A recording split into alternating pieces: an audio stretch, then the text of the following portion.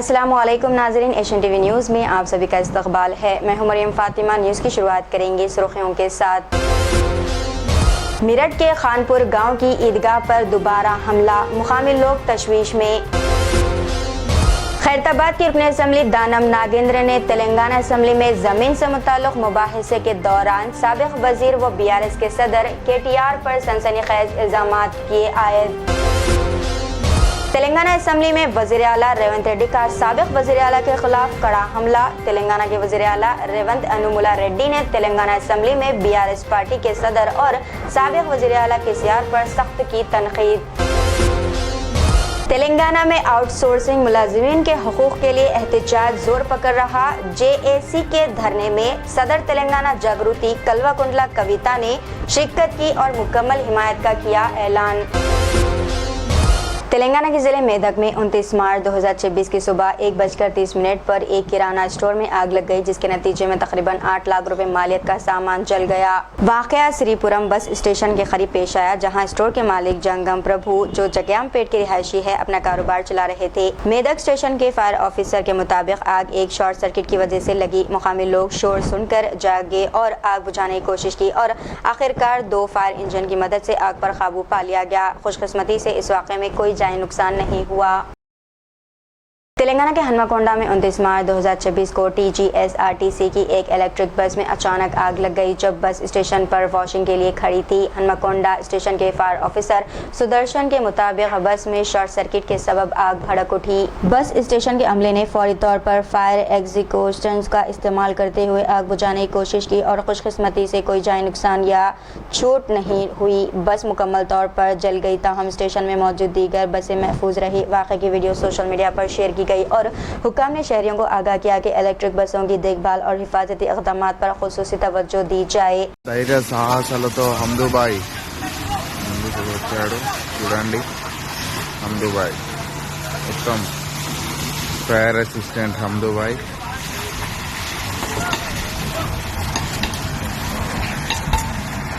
మన charging OM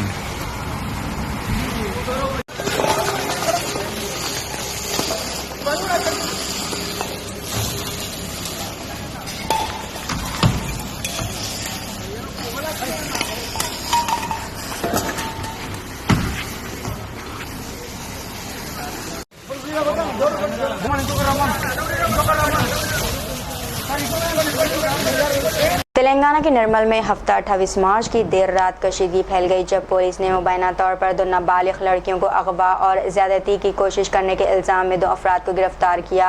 गिरफ्तार शुदगान की शनाख्त शेख कलीम और अब्बास खान के तौर पर हुई। इत्तलात के मुताबिक ये वाक़या सूफी नगर कॉलोनी में पेश आया है। मुलजिमान ने लड़कियों को नशा आवर दवा और अगवा की कोशिश की, ताहम एक लड़की फरार होने में कामयाब हो गई। इसने अपने अहल खाना को वाक़े के बारे में बताया, जिसके बाद कॉलोनी के रिहायशियों ने पुलिस में शिकायत दर्ज करवाई। शिकायत की बुनियाद पर पुलिस ने POCSO एक्ट और SC/ST जुल्म व ज्यादती के क़वानीन के तहत मुकदमा दर्ज किया। तहक़ीक़ात के बाद पुलिस ने दोनों मुलज़िमान को गिरफ्तार कर लिया। सोशल मीडिया पर शेयर की गई वीडियोस में देखा गया कि इलाके में कानून नाफिज करने वाले एहलकार तैनात थे, ताकि अमन व अमान बरकरार रहे।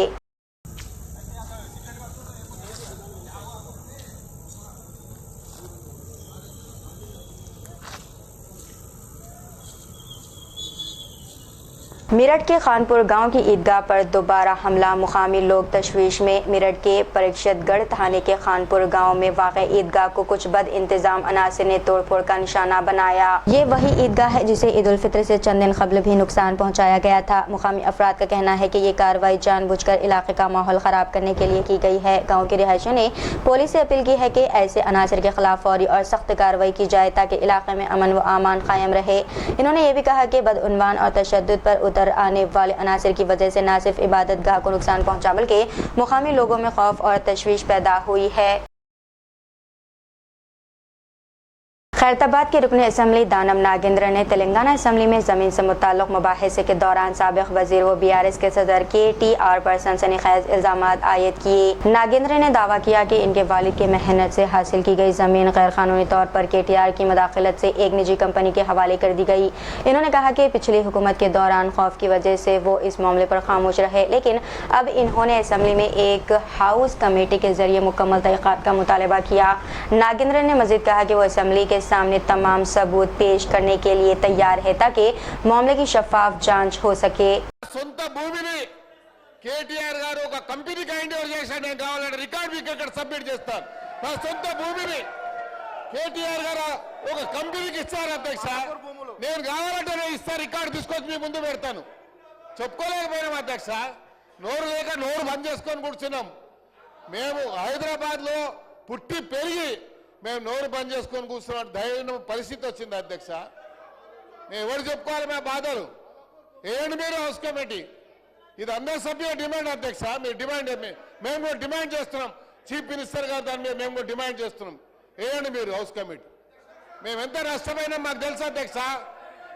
మా కుటుంబ సభ్యులది ప్రాపర్టీ హార్డ్ ఎర్నింగ్ మనీ మా ఫాదర్ కష్టపడి సంపాదించిన ప్రాపర్టీ పోయింది మాది. उत्तर प्रदेश के हसनपुरा में शादी की तकरीब मुर्गे की टांग के टुकड़ों पर झगड़े में बदल गई। उत्तर प्रदेश के अमरोहा जिले के हसनपुरे में एक शादी की तकरीब में मुर्गे के चिकन लेग पीस की कमी के बाद दूल्हे के रिश्तेदारों और दुल्हन के रिश्तेदारों के दरमियान तल्ख झगड़ा खड़ा हो गया। झगड़े के दौरान दोनों फरीकैन ने कुर्सियों को उल्टा और शादी हॉल को नुकसान पहुंचाया। ये वाकया सोशल मीडिया पर वायरल वीडियो की शक्ल में सामने आया, जिसके बाद पुलिस ने फौरी कार्रवाई की। पुलिस ने बताया कि वीडियो के तज्जिये के बाद मुतालिका अफराद के खिलाफ सख्त इक़दाम किए जाएंगे ताकि मुस्तक़बिल में ऐसे वाक़यात की रोकथाम हो सके।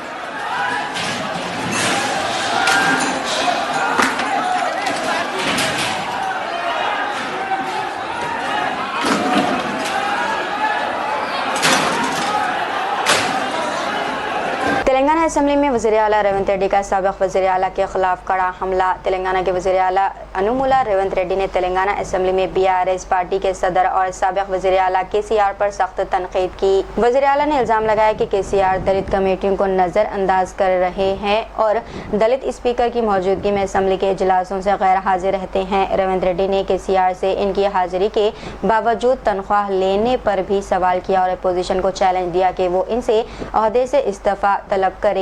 దళితులనైతే చంద్రశేఖరరావు గారు వారి పార్టీ అవమానించిందో ఆ దళితుడు ముందు నాకు మైకు కావాలి, మీరు కరుణించండి, మీరు దయ చూపండి, ఇన్నాళ్ళు నేను చేసిన పాపాలకు ఈనాడు శిక్ష అనుభవిస్తున్నానని మీ ముందల చేతులు కట్టుకునే విధంగా మిమ్మల్ని ఈరోజు స్పీకర్గా మా ఎమ్మెల్యేలందరూ మా పార్టీ తమని ఆ కుర్చీలో కూర్చోబెట్టారు అధ్యక్ష. అందుకే ఈరోజు ప్రధాన ప్రతిపక్ష నాయకుడు సభకు వస్తలేడు. ఎందుకంటే ఒక దళితుడు ముందు నిలబడి నేను మైక్ అడగాలనా, ఒక దళితుడు పైన కూర్చుంటే నేను కింద కూర్చోవాలనా, దొరబిడ్డనై ఉండి దళితుడు ముందు కింద కూర్చోవడం ఏంది అని ఈరోజు సభకు రావడం లేదు. అది వారి విజ్ఞత, అది వారి ఆలోచన. పోని ఆయనకు అహంకారం ఉంది, వయసు మీద పడ్డది, లేకపోతే మనకంటే వయసులో పెద్దోడు అని ఆయనను కొన్ని విషయాలలో మనము చూసి చూడనట్టు ఉన్నా వీళ్ళకేం పోయే కాలం అధ్యక్ష? ఏం పోయే కాలం? ఇవాళ నేను ఒకటే చెప్పదలుచుకున్నా. బట్టి విక్రమార్క గారు, అట్లూరు లక్ష్మణ్ గారు, లేకపోతే వివేక్ గారు, లేకపోతే మా అన్న దామన్న గారు, రామచంద్ర నాయక్ గారు, లేకపోతే వేముల వీరేశం గారు, అద్దంకి దయాకర్కు మేమిస్తే వాళ్ళు ఎవరికి ఇచ్చారు అధ్యక్ష? చంద్రశేఖరరావు గారు, హరీష్ రావు గారు, రామారావు గారు, దయాకర్ రావు గారు, వినోద్ రావు గారు, కవితారావు గారు, సంతోష్ రావు గారు, ఇవన్నీ పుణ్యానికి నామినేటెడ్ పోస్టులు అధ్యక్ష. ఎన్నికల్లో నిలబడి గెలిచొచ్చోడు గురించి నేను మాట్లాడదలుచుకోలే. కానీ ప్రభుత్వ పెద్దగా అధినేతగా, పార్టీ అధినేతగా పెద్దగా నిర్ణయాలు చేసేటప్పుడు ఓ దామోదరరావుకు రాజ్యసభ ఇస్తాడు, ఓ సంతోష్రావుకు రాజ్యసభ ఇస్తాడు, ఓ వినోద్రావుకు ఓడిపోతే ప్లానింగ్ కమిషన్ వైస్ చైర్మన్ ఇస్తాడు. వీళ్ళు నలుగురు మంత్రులు ఇదే సభలో చంద్రశేఖరరావు, హరీష్ రావు, తారక రామారావు, దయాకర్ రావు మంత్రులుగా ఉంటే అటువైపున అట్లుంటే ఇటువైపున బట్టి విక్రమార్క దళిత్, దామోదర్ రాజనరసింహ దళిత్, వివేక్ వెంకటస్వామి దళిత్, అట్లూరి లక్ష్మణ్ దళిత్, వేముల వీరేశం దళిత్, ధనసరి అనసూయ సీతక్క ఆదివాసి, అదేవిధంగా రామచంద్ర నాయక్ లంబాడ, అద్దంకి దయాకర్ దళిత్. మా టీం చూడండి, వాళ్ళ టీం చూడండి అధ్యక్ష. तेलंगाना असेंबली में इतवार 29 मार्च को बीआरएस के मेंबरान ने मुसलसल एहतजाज किया, जिसमें इन्होंने रेवेन्यू वजीर पोंगुलेटी श्रीनिवास रेड्डी के मुबैना गैर कानूनी कानकिनी के मामले की तहकीकात के लिए हाउस कमेटी बनाने का मुतालबा किया। इसी दौरान अपोजिशन के वो मेंबरान जो हाउस में मौजूद थे आखिरकार 2 दिन के लिए मुअत्तल कर दिए गए, यानी मौजूदा इजलास के अख्ताम तक इन पर पाबंदी लगा दी गई। कांग्रेस के मेंबरान ने अपोजिशन पर असेंबली के कार्रवाई को रोकने के इल्जाम आयद किए। चीफ मिनिस्टर रेवंत रेड्डी ने भी तजवीज़ दी कि एहतजाज करने वाले बीआरएस मेंबरान को मुअत्तल कर दिया जाए ताकि हाउस की कार्रवाई बिला रुकावट जारी रह सके। बीआरएस मेंबरान ने पूरे इजलास में पोडियम के करीब मुजाहरा जारी रखा और हाउस कमेटी के क़याम का मुतालबा किया, जिसे स्पीकर की तरफ से बार बार इंतबाह के बावजूद जारी रखा गया।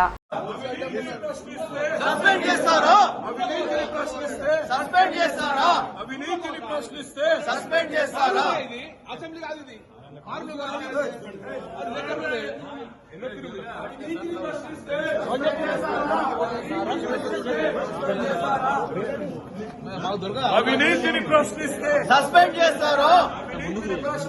సస్పెండ్ చేస్తారా? అవినీతిని ప్రశ్నిస్తే సస్పెండ్ చేస్తారా? అవినీతిని ప్రశ్నిస్తే సస్పెండ్ చేస్తారా? అవినీతిని నిలదీస్తే సస్పెండ్ చేస్తారా? అవినీతిని నిలదీస్తే సస్పెండ్ చేస్తారా? అవినీతిని నిలదీస్తే సస్పెండ్ చేస్తారా? అవినీతిని ప్రశ్నిస్తే సస్పెండ్ చేస్తారా? అక్రమార్కులను బర్తరఫ్ చేయమంటే మమ్మల్ని సస్పెండ్ చేస్తారా? అక్రమార్కులను బర్తరఫ్ చేయమంటే మమ్మల్ని సస్పెండ్ చేస్తారా? అవినీతికి పాల్పడ్డ మంత్రిని బర్తరఫ్ చేయమంటే మమ్మల్ని సస్పెండ్ చేస్తారా? అవినీతికి పాల్పడ్డ మంత్రిని బర్తరఫ్ చేయమంటే సస్పెండ్ చేస్తారా? అవినీతికి పాల్పడ్డ మంత్రిని బర్తరఫ్ చేయమంటే సస్పెండ్ చేస్తారా? అవినీతికి పాల్పడ్డ మంత్రిని బర్తరఫ్ చేయమంటే సస్పెండ్ చేస్తారా? అవినీతికి పాల్పడ్డ మంత్రిని బర్తరఫ్ చేయమంటే సస్పెండ్ చేస్తారా? बीआरएस के वर्किंग प्रेसिडेंट और रुकन असेंबली केटीआर ने तेलंगाना असेंबली में जोर देकर कहा कि chief minister Revanth Reddy metro take over के मामले पर झूठे आदाद व शुमार पेश कर रहे हैं। केटीआर ने इल्जाम लगाया कि LNT नामी प्राइवेट कंपनी का 15,000 करोड़ रुपए का कर्ज आवाम पर थोपा जा रहा है ताकि 22,000 करोड़ की सरकारी मिल्कियत को कमजोर किया जा सके। बीआरएस के अरकान ने गैर कानूनी कानकिनी की कंपनियों के खिलाफ हाउस कमेटी बनाने का मुतालबा किया और रघु कंस्ट्रक्शंस के गैर कानूनी क्रैशर्स पर कार्रवाई का भी मुतालबा किया। इस एहतजाज में केटीआर और हरीश राव भी शामिल थे और गन पार्क से असेंबली तक मुजाहिरा किया गया। ముఖ్యమంత్రి గారు ఎల్ఎన్టీ మెట్రో విషయంలో, హైదరాబాద్ మెట్రో విషయంలో ఒక స్టేట్మెంట్, ఒక తీర్మానం అని పెట్టి ఏకపక్షంగా మా అభిప్రాయాలు తీసుకోకుండా ఏకగ్రీవ తీర్మానం అని చెప్పి ఆయన డప్ప ఆయనే కొట్టుకొని వెళ్ళిపోయినాడు. వాస్తవం ఏంది? నా స్టేట్మెంట్ ఎంత తప్పుల తడకగా ఉన్నది. ఆ స్టేట్మెంట్ లో రాస్తారు 22,000 కోట్ల మెట్రోని మేము 15,000 కోట్లకే కొన్నాం, చాలా గొప్ప పని చేసినామని చెప్పి ముఖ్యమంత్రి గారు సిగ్గు లేకుండా అబద్ధాలు చెప్తా ఉన్నారు. వాస్తవం ఏంది? 280 ఎకరాల ప్రభుత్వ భూమిని మెట్రోకి కేవలం ఆనాటి ప్రభుత్వం, రాజశేఖర రెడ్డి గారి ప్రభుత్వం లీజుకు మాత్రమే ఇచ్చింది. ఆ భూములు మనవే, ప్రభుత్వానికే, ప్రజల భూములవి. ఆ 280 ఎకరాలు వాళ్ళకు ఎల్ఎన్టీకి రాసివ్వలేదు, కేవలం లీజుకి ఇచ్చారు. లీజుకి ఇచ్చిన భూముల్లో ఎల్ఎన్టీ వాళ్ళు 18 కోట్ల స్క్వేర్ ఫీట్ల బిల్టప్ ఏరియా కట్టి దాని నుంచి వచ్చే ఆదాయంతో వారు సంపాదించుకోవాలా. తిరిగి ఆ భూముల్లో డెవలప్ చేసిన 18 కోట్ల చదరపు అడుగుల భవనాలతో సహా తిరిగి రాష్ట్రానికి అప్పజెప్పి పోవాలి. ఇది అగ్రిమెంట్. కానీ నిన్న ముఖ్యమంత్రి ఏమంటాడు? 22,000 కోట్ల ఆస్తిని మేము 15,000 కోట్లకి కొన్నాం, 7,000 కోట్లు మిగిలిచ్చినాం అంటుంది. ఇది ఎట్లుందంటే మీ భూమిని, మీ ఇల్లును మళ్ళీ మీరే తిరిగి కొనుక్కున్నట్టుంది. అంటే ఎంత సిగ్గు లేకుండా అబద్ధాలు చెప్తున్నాడు ముఖ్యమంత్రి అంటే. 15,000 కోట్ల లోను ఒక ప్రైవేటు సంస్థ బ్యాలెన్స్ షీట్ మీద ఉంటే దాన్ని రాష్ట్ర ప్రజల మీద రుద్దిందే సిగ్గుచేటంటే, ఎల్ఎన్టీ CFOను అరెస్టు చేస్తా అని బెదిరించి, మేడిగడ్డ బరాజు విషయంలో నేను చెప్పినట్టు ఇంటలేరని చెప్పి వాళ్ళను బెదిరించి బ్లాక్ మెయిల్ చేసి చివరికి మరి ఆ 280 ఎకరాల ప్రభుత్వ భూమి ఏదైతే ఇవాళ ఎల్ఎన్టీ చేతిలో లీజ్ రూపంలో ఉందో దాన్ని కొట్టేయడానికి ఈ దండుపాలెం బ్యాచ్ వేసిన ఒక కుట్ర, ఒక స్కెచ్ నిన్న ముఖ్యమంత్రి గారి ప్రకటన. ఎల్ఎన్టీ భూములు కావవి, అవి ప్రభుత్వ భూములే, అది ప్రజల సంపదనే. కానీ వాళ్ళ ప్రైవేటు సంస్థ నెత్తి మీద ఉన్న అప్పును ప్రభుత్వం నెత్తి మీద, ప్రజల నెత్తి మీద 15,000 కోట్ల అప్పు ఎందుకు రుద్దుతున్నాడో ముఖ్యమంత్రి సమాధానం చెప్పాలి. ఆ 280 ఎకరాల భూమి ఏదైతే ప్రజల సొత్తు ఉన్నదో దాన్ని ఏ రకంగా రేపటి రోజున మీరు వినియోగించబోతా ఉన్నారో సమాధానం చెప్పి తీరాలి. వాటిని అమ్ముతారా? నీ అనుయాయులకు కట్టబెడతావా? మరి ఇంకెవరికైనా లీజుకి ఇస్తావా? నీ దండుపాలెం బ్యాచ్ కు పుట్నాలు బఠానీలు లెక్క పంచిస్తావా అనే అనుమానాలు ఇవాళ హైదరాబాద్ ప్రజల్లో బలంగా ఉన్నాయి. నేను ఒక్క మాట సూటిగా రేవంత్ రెడ్డిని అడుగుతా ఉన్నా. కేంద్ర ప్రభుత్వం ఒప్పుకోలేదు ఎల్ఎన్టీ చేతిలో ఉంటే, అందుకే ఎల్ఎన్టీని తీసుకోవాల్సి వచ్చింది అంటున్నాం. మరి ఇదే కేంద్ర ప్రభుత్వం ఆనాడు కూడా ఇదే బీజేపీ ప్రభుత్వం ఉంది. మేము హైదరాబాద్ రాయదుర్గం నుండి ఎయిర్పోర్ట్ కు 32 కిలోమీటర్లు హైదరాబాద్ మెట్రోని పొడిగించాలని చెప్పి టెండర్ చేశాం. పూర్తిగా పనులు కూడా ప్రారంభించి శంకుస్థాపన కూడా చేసినాం. ఆ రోజు కేంద్ర ప్రభుత్వం ఏమీ అభ్యంతరం చెప్పలేదే. ఆ రోజు మున్సిపల్ మంత్రిగా నేనే ఉన్నా. మరి మాకు చెప్పిన అభ్యంతరం నీకెందుకు చెప్తున్నది? ఏమైనా కాయిదాలు ఉన్నాయా? ఎల్ఎన్టీ ఒప్పుకోకపోతే మేము ఫండింగ్ చేయమనే కాయిదాలు ఉన్నాయా? ఇవన్నీ ముఖ్యమంత్రి గారు పుట్టించిన కాకమ్మ కబుర్లు, ముఖ్యమంత్రి చెప్తున్న కాకమ్మ కబుర్లు. ఆ రోజు హైదరాబాద్ ఎయిర్పోర్ట్ మెట్రోకి మేము కూడా ఆనాడు ఎల్ఎన్టీ చేతిలో ఉన్న రాయదుర్గం నుంచి ఎయిర్పోర్ట్ కి ప్రతిపాదించాం. మీరు రాగానే దాన్ని రద్దు చేసినారు. మరి ఆ రోజు కేంద్ర ప్రభుత్వం అభ్యంతరం చెప్పకపోతే ఈ రోజు ఎందుకు చెప్తుంది? ఇదంతా ముఖ్యమంత్రి గారు అల్లిన ఒక కాకమ్మ కథ. ఖచ్చితంగా 280 ఎకరాలు కొట్టేయడానికి వేసిన ఒక స్కెచ్. ఈ భూదందాకు భూమాఫియాకి ముఖ్యమంత్రి గారే దండుపాలెం ముఠాకు నాయకుడిగా మారి వాళ్ళ ఎల్ఎన్టీ CFOను జైల్లో ఇస్తాను బెదిరించి, మేడిగడ్డ బరాజ్ విషయంలో కూడా ఆయన చెప్పినట్టు ఇంటలేరనే ఒక కోపంతో చివరికి వాళ్ళ మెడ మీద కత్తి పెట్టి ఆ 280 ఎకరాలను లాక్కునే కుట్ర తప్ప ఇంకొకటి కానే కాదు. ఇందులో హైదరాబాద్ ప్రజల ప్రయోజనాలు లేవు, మెట్రో ప్రయోజనాలు లేవు. 22,000 కోట్ల ఆస్తి, అది ఎన్నటికైనా హైదరాబాద్ ప్రజల ఆస్తి, తెలంగాణ ప్రజల ఆస్తి. దాన్ని తిరిగి మనమే కొనుక్కోవడం ఏదైతే ఉందో, ఇది ఉల్టా మన భూమికి, మన హక్కుకి, మన ప్రాపర్టీకి మనమే పైసలు పెట్టి తిరిగి కొనుక్కోవడం ఏదైతే ఉందో, ఇది ఖచ్చితంగా పెద్ద కుంభకోణం తప్ప మరొకటి కానే కాదు. నిజంగానే ఈ విషయంలో చిత్తశుద్ధి ఉంటే ఒక సిట్టింగ్ హైకోర్టు జడ్జితో వెంటనే విచారణకు ఆదేశించాలని చెప్పి కూడా మా పార్టీ తరఫున మేము ప్రభుత్వాన్ని డిమాండ్ చేస్తా ఉన్నాం. मिर्जापुर में लड़की ने नौजवान को सड़क पर जूते से मारा। उत्तर प्रदेश के जिले मिर्जापुर में एक लड़की सड़क पर एक नौजवान को जूते से पीटती हुई नजर आई। लड़की पर इल्जाम है कि इसने नौजवान के खिलाफ फोटो वायरल करके इसे बदनाम करने की कोशिश की। ताहम नौजवान का कहना है कि 1 महीने पहले इसके भाई को कत्ल कर दिया गया था और कातिल लड़की का इस्तेमाल करके इस पर हरासानी और झूठे इल्जामात लगा रहे हैं।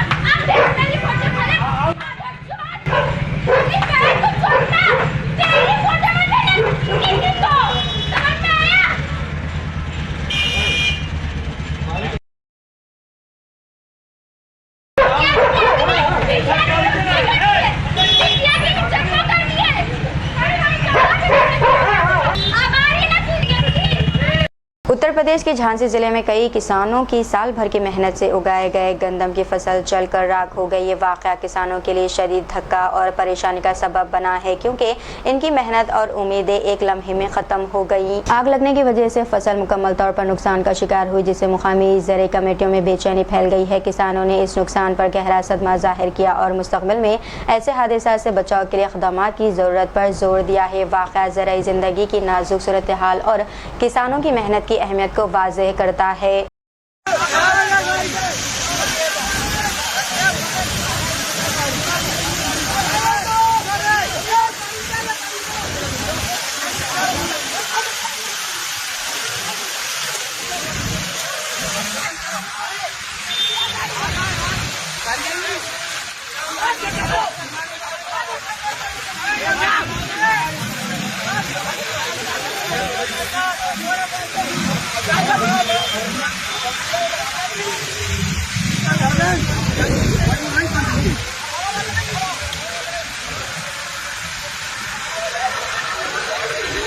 उत्तर प्रदेश के सियासतदान अखिलेश यादव ने ग्रेटर नोएडा की रैली में मीडिया के सामने एटीएम का मजाक बनाया। इन्होंने कहा कि हम 10 साल से हुकूमत में नहीं हैं, लेकिन अपनी छोटी वाली एटीएम का हिसाब रखते हैं। यहाँ एटीएम का मतलब बैंक मशीन नहीं, बल्कि सियासी हिसाब किताब या पार्टी के मामलात है। एक तरफ तंजिया और मजाक आमेज बयान था। सादा अल्फाज में एटीएम सियासी सरगर्मियों या वसाइल की याद दहानी के लिए इस्तेमाल हुआ है। हम लोग तो 10 साल से सरकार में नहीं हैं, कम से कम अपने छोटी वाली एटीएम का हिसाब किताब तो कर लेते कि 10 साल में एटीएम का कितना हिसाब किताब बना होगा। और मैं ये अपने पत्रकार साथियों को एक क्विज, एक एटीएम का क्या फुल फॉर्म हो सकता है, वो छोड़ करके जा रहा हूं। इस एटीएम ने न केवल देश बल्कि दुनिया को, न केवल देश बल्कि एटीएम ने दुनिया को परेशान किया होगा। जो लोग ए के बारे में समझते होंगे वो टीवी जान जाएंगे, वो एम भी समझ लेंगे। सुना है कि ए पर बहुत मेहरबान रहते हैं कुछ लोग, इसीलिए एटीएम याद आ रही है उनको। तेलंगाना में आउटसोर्सिंग मुलाजिमीन के हकूक के लिए एहतजाज जोर पकड़ रहा है। जेएसी की धरने में सदर तेलंगाना जागृति कल्वाकुंडला कविता ने शिरकत की और मुकम्मल हिमायत का ऐलान किया। कविता ने साबिक बीआरएस हुकूमत की नाइंसाफी पर मुआज़रत की और कहा कि 5 लाख आउटसोर्सिंग मुलाजिमीन आज भी बुनियादी हकूक से महरूम हैं। इन्होंने फौरी तौर पर एक कॉरपोरेशन के क़याम का मुतालबा किया और ख़बरदार किया कि मसला हल ना हुआ तो एहतजाज मज़ीद तेज़ होगा। कविता ने वादा किया कि अगर इनकी जमात इक़्तिदार में आई तो आउटसोर्सिंग और कॉन्ट्रैक्ट मुलाजिमीन ख़त्म कर दी जाएंगी और मुलाजिमीन को बराह रास्त तनख्वाहें दी जाएंगी। తెలంగాణ రాష్ట్రంలో అవుట్సోర్సింగ్ ఉద్యోగులంతా కూడా హైదరాబాద్ వేదికగా మీరు చేస్తున్నటువంటి ఈ పోరాటం మరొక తెలంగాణ ఉద్యమాన్ని తలపిస్తుందని మాత్రం నేను మనస్ఫూర్తిగా చెప్పగలుగుతాను. తెలంగాణ రాష్ట్రం వచ్చింది, వచ్చేటప్పుడు కలలు కన్నాం మనం. తెలంగాణ రాష్ట్రం వస్తే ఒక్కరు కూడా అవుట్సోర్సింగ్ ఉద్యోగి ఉండరు, ఒక్కరు కూడా కాంట్రాక్ట్ ఉద్యోగి ఉండరు అనుకున్నాం. కానీ కొన్ని డిపార్ట్మెంట్లలో గమ్మత్ ఎట్లా జరిగిందంటే రాష్ట్రం రాకముందు పర్మనెంట్ ఉద్యోగాలు ఉన్నోళ్ళు రాష్ట్రం వచ్చినాక కొంతమంది కాంట్రాక్ట్గా మారిండ్రు. ఫారెస్ట్ డిపార్ట్మెంట్లో బెస్ట్ ఎగ్జాంపుల్ అది. అప్పటిదాకా మామూలు ఉద్యోగులు ఉన్నోళ్ళు తర్వాత అవుटसोर्सिंग उद्योगुలుగా మారింది. इतवार 29 मार्च को तेलंगाना कमेटी अगेंस्ट वार ने चांद मीनार पर ईरान के खिलाफ इसराइल और अमेरिका की जारियत के खिलाफ एहतजाज का इनेकाद किया। इस मुजाहरे में communist party of India, Marxist Congress और मजलिस बचाओ तहरीक के कारकुनान के साथ दीगर समाजी कारकुनान भी शरीक हुए। मुजाहिरीन ने इसराइल, अमेरिका, ईरान के तनाज़े को फौरी तौर पर ख़त्म करने का मुतालबा किया। एहतजाज में प्ले कार्ड्स और बैनर्स भी देखे गए जिन पर अमन की अपील की गई, जिनमें नारे शामिल थे रोक दो जंग को रोक दो। और इस मौके पर मुजाहिरीन ने आलमी यकजहती के जरिए तनाज़े के मज़ीद फैलाव को रोकने की ज़रूरत पर जोर दिया है।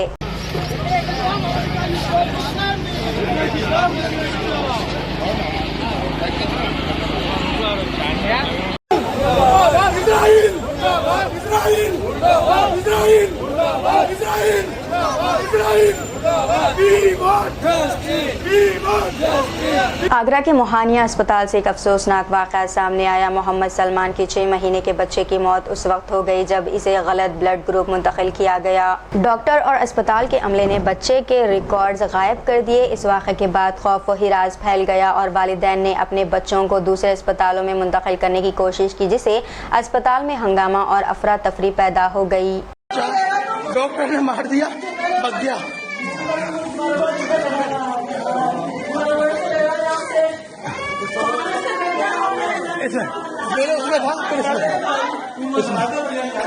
न्यूज़ के अख्ताम से कबल एक नज़र सुर्खियों पर। मेरठ के खानपुर गांव की ईदगाह पर दोबारा हमला, मुकामी लोग तशवीश में।